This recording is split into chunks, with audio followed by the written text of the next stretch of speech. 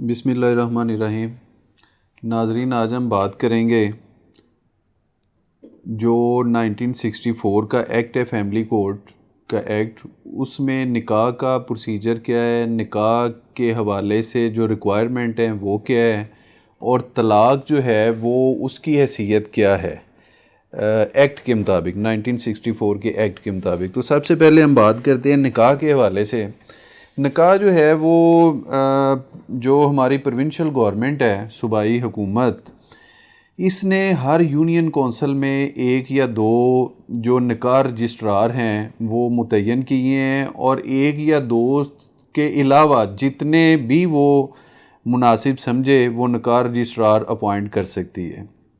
निकाह रजिस्ट्रार का जो बेसिकली फ़ंक्शन है वो ये है कि जितने भी उस टाउन कमेटी में, उस यूनियन कौंसल में या उस म्यूनसिपल कमेटी में जितने भी निकाह हो रहे हैं उनको ना सिर्फ अपने पास लिखे बल्कि मुतलका जो कौंसल है उसके अंदर उनको रजिस्टर्ड भी करवाए।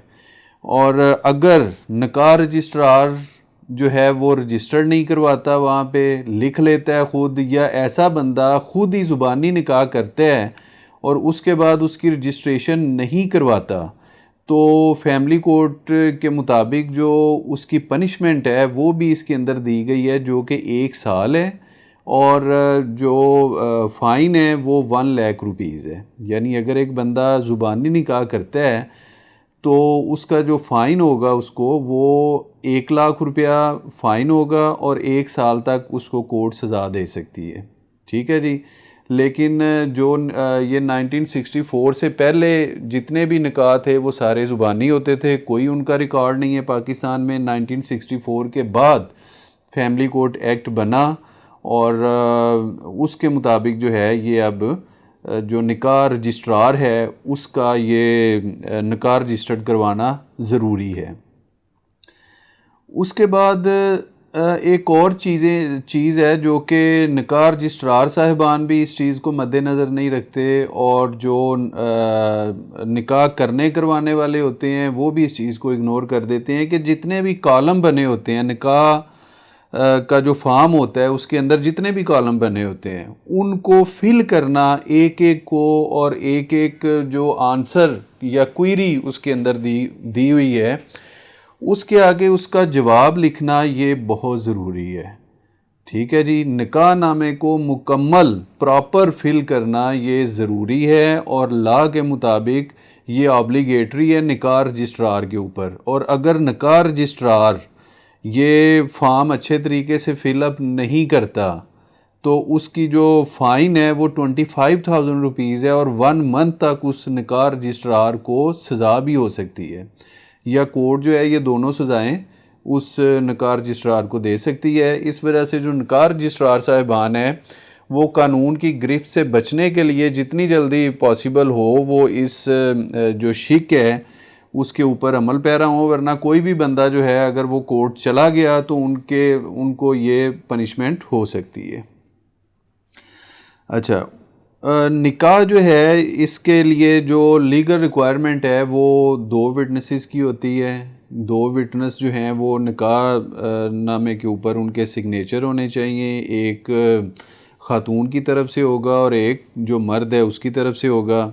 और जैसे मैंने पहले आपको बताया कि इसकी जो रजिस्ट्रेशन है 1964 के बाद ये कंपलसरी हो गई है, ये लाजमी आपने रजिस्टर्ड करवाना ही करवाना है। जो ज़ुबानी निकाह है इसकी कोई वैल्यू नहीं है पाकिस्तानी कानून के मुताबिक। मैं इस्लामिक कानून की बात नहीं कर रहा, मैं पाकिस्तानी कानून की बात कर रहा हूँ। पाकिस्तानी कानून के मुताबिक इसकी जो ज़ुबानी निकाह है इसकी कोई कानूनी हैसियत नहीं है। उसके बाद हम आ जाते हैं डाइवोर्स की तरफ।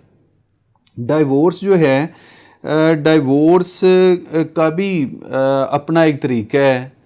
बदकिस्मती से जो है वो जो 1964 में या 1961 के जो फैमिली एक्ट्स हैं या रूल्स हैं उनमें जो तरीक़ाकार दिया गया है, अनफॉर्चुनेटली वो जो इस्लाम ने एक सुनहरी असूल वज़ा कर दिए गए हैं उनसे वो किसी हद तक मुताबिकत नहीं रखता। ठीक है जी। हालांकि पाकिस्तानी जो आइन है, कॉन्स्टिट्यूशन है, उसमें बड़ा वाज़ेह ये कह दिया गया है कि कोई भी लॉ जो रिपग्नेंट हो इस्लाम के साथ, इस्लामिक टीचिंग के साथ, वो लॉ एनफोर्स नहीं होगा। लेकिन बहुत सी रेट्स वकला ने भी की, बहुत सी रेट्स जो हैं वो फेडरल शरीयत कोर्ट में भी गई, लेकिन अनफॉर्चुनेटली वो पेंडिंग भी हैं और उनके ऊपर कोई भी जो वर्डिक्ट है वो नहीं आई। बहरहाल हम बात करते हैं कि जो डाइवोर्स है उसका क्या तरीका है। डाइवोर्स का तरीकाकार ये है कि 1964 का जो है एक्ट, फैमिली एक्ट है, या इसके जो रूल्स हैं दीगर, उसमें जो ज़ुबानी तलाक़ है इसकी कोई अहमियत नहीं है। जिस तरह ज़ुबानी निकाह की कानून जो है वो उसको एक्सेप्ट नहीं करता, इस तरह ज़ुबानी तलाक़ को भी एक्सेप्ट नहीं करता। और इसके अलावा कानून जो हमारा है वो यहाँ तक कहता है कि अगर आपने तहरीरी तौर पर डाइवोर्स दे दी है, एक दे दी है डाइवोर्स, दूसरी दे दी है, इवन के तीसरी डाइवोर्स भी दे दी है, उसके बाद भी ये डाइवोर्स नहीं है। उसके बाद जो नेक्स्ट प्रोसेस है वो क्या है, वो ये है कि जब एक बंदा अपनी बीवी को तीनों तलाक़ें दे देता है, या बीवी बज़रिया खुला कोर्ट से, फैमिली कोर्ट से रजू करके खामन से तलाक ज़बरदस्ती कोर्ट के ज़रिए ले लेती है, तो उससे अगला प्रोसीजर ये है कि ये जो तलाक के डॉक्यूमेंट होंगे ये आप मुतल्लका यूनियन कौंसल, वो यूनियन कौंसल जहाँ पे जो बीवी है वो रह रही है, उस यूनियन कौंसल में आप जमा करवाएंगे। वो यूनियन कौंसल का जो सेक्रेटरी होगा वो समन करेगा जो खामंद है उसको भी, और जो है उसकी बीवी, उन दोनों को वो समन करेगा। और ना सिर्फ उनको समन करेगा बल्कि ये कहेगा कि अपने जो है वो दो आर्बिट्रेटर भी जो है वो मुकर्रर करो, अपनी तरफ से 2 बंदे आप लेके आओ, 2 बंदे आप लेके आओ, और फिर कोशिश करेगा उनका रिकनसाइल करने की कि मैं इनकी सुलह करवा दूं। ये बात ज़हन में रखे कि डाइवोर्स तीनों हो चुकी हैं, रिटर्न हो चुकी हैं, लेकिन वो क्या करेगा, दोबारा उनकी सुलह करवाने की कोशिश करेगा।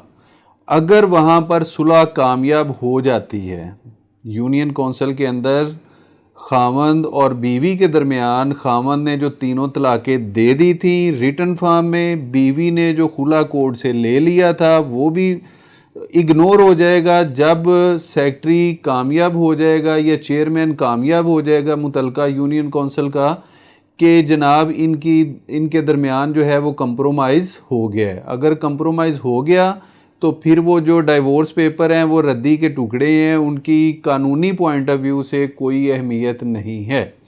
दूसरी सूरत ये है कि अगर वो जो है वो कंप्रोमाइज़ उनका इफेक्ट नहीं होता, कंप्रोमाइज़ आपस में वो नहीं करते, फिर जो है वो यूनियन जो मुतल्लिका यूनियन कौंसिल होगी वो एक अफेक्टिव सर्टिफिकेट, जिसको मौसर सर्टिफिकेट कहा जाता है, वो इशू करेगी। और वो इशू करने के बाद जो है वो ख़ातून का इद्दत पीरियड स्टार्ट हो जाएगा और वो उसके 3 मंथ के बाद किसी भी जगह पे दूसरा निकाह कर सकती है।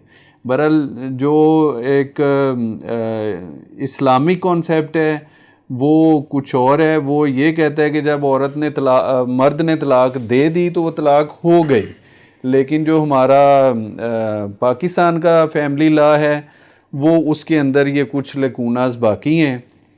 तो ये थी हमारा जो एक हमने सेलेक्ट किया था एक टॉपिक निकाह और तलाक के हवाले से।